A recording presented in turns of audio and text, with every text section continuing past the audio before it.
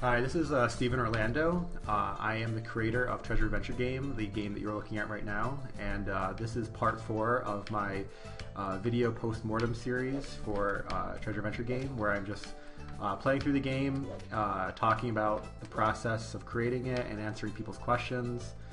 And yeah, so actually what happened was I was recording the video and I ended up screwing it up so halfway through, so you missed some stuff. Basically, I went and fought the worm boss underneath the sewer on the island that you start at, and I got the heart. So yeah, you missed that, but it wasn't that exciting anyway. So I'm moving on now. I'm going to start over. So I'm basically just going to be answering questions from people's YouTube comments today. So Fantastic Chris asked me, what did I think of what I think when Rock Paper Shotgun featured me back in November.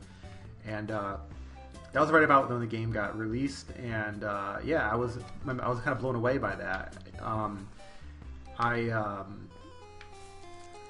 didn't really know what kind of reaction this game was going to get from people. You know, it was tough when you're working on a game for so long, and you feel like I felt like this game was good and it had a lot going for it, but I just didn't know what whether it was going to be ignored or whether it was going to get attention. I just didn't know. So when big sites like Rock Paper Shotgun and PC Gamer featured it, it was really like mind-blowing for me. I was very excited about all that, and I still, to this day, I mean, it's like PC Gamer is a magazine that I've read since I was a little kid. To have it to be featured on their website was yeah, it was great. I thought it was fantastic, and of course Rock Paper Shotgun is was fantastic too. So yeah, it was all around, it was all very cool. Yeah, and I would I feel lucky to have any future project featured on any of those sites again. So I don't think that would ever get old, to be honest.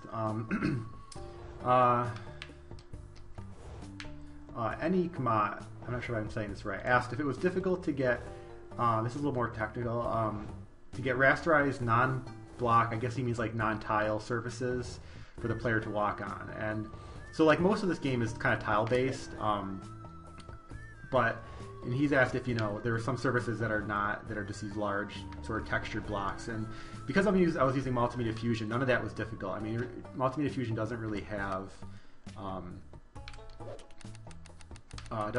limitations on the size of the textures that you can use for surfaces and whatnot. So none of that was really too difficult.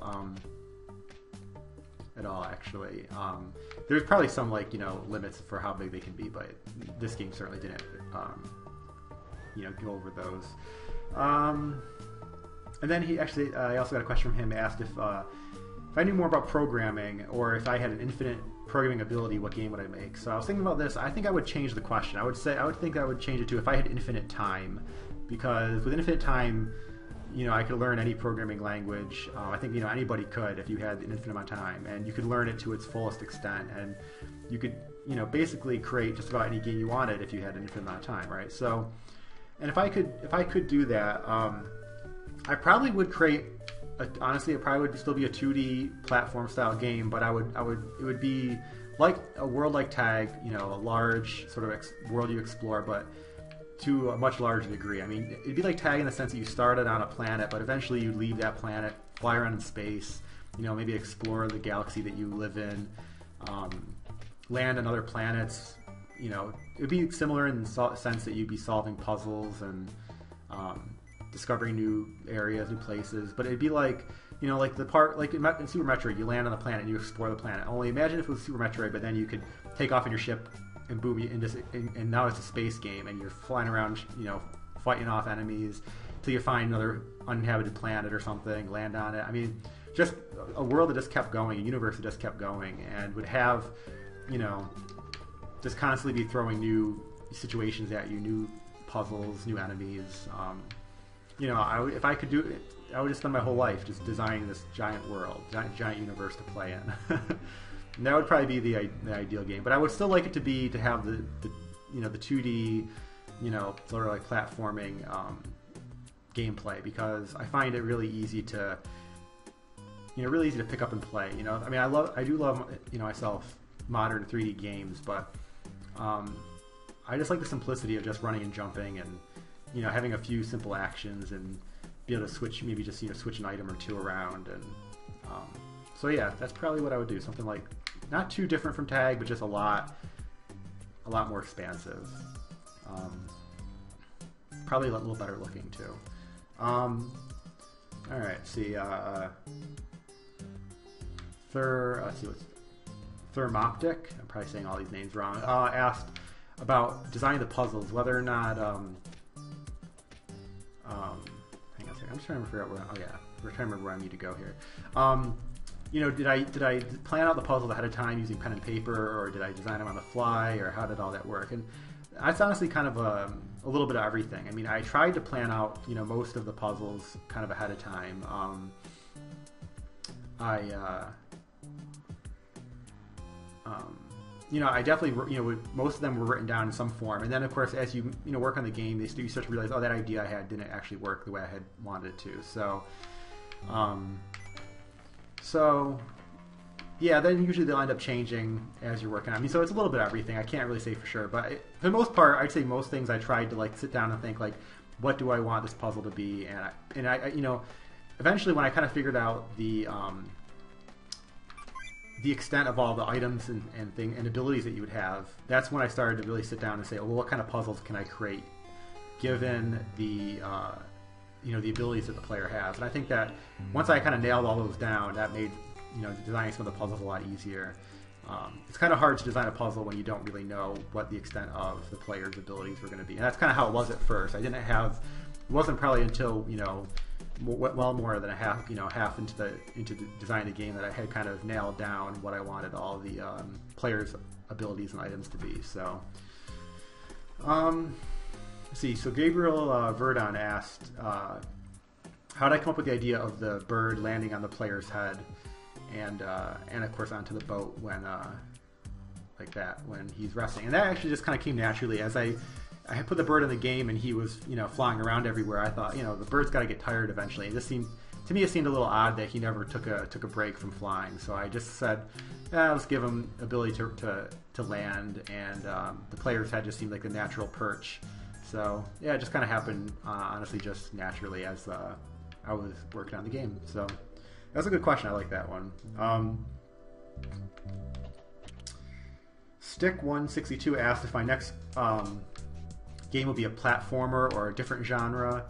The next game I'm actually working on right now is definitely not a platformer. It's Novara X, which I do have some videos of it up on my channel here, and it's like an asteroid-style 2D space shooter game, kind of like Star. I mean, it's not really like Star Control, but sort of inspired by Star Control and this old Windows game called Inner Space. So yeah, I definitely wanted to do something different. Just take a break from from platformers, but I really love platformers, and I do have a couple ideas for other ones that I want to do, and so I will definitely be do another platformer in the future. But I needed to get away from it for just a little while, and actually since I've been using Construct 2 for Noir X, I discovered the physics behavior, and I thought a space game would be a really fun game to explore how to do some physics stuff. So I kind of went that route, just mostly because of just wanting to explore some different types of game design concepts. So, and that's been going really well. I've learned so much just from mixing up a little bit, and so I'm really glad that I did that. And I really enjoy making Novara X, and hopefully it'll be just as fun as Tag when it's done. That is the goal. So like my last video, I mentioned that picking up books is obviously a really good way to learn just about anything, including programming or game design. And so Half-X 100 asked me what books specifically I read, and so I can't. There's a lot of kind of generic title books like 2D game design and physics, or 2D math and physics and stuff like that. And there's a couple different books. They're all pretty good.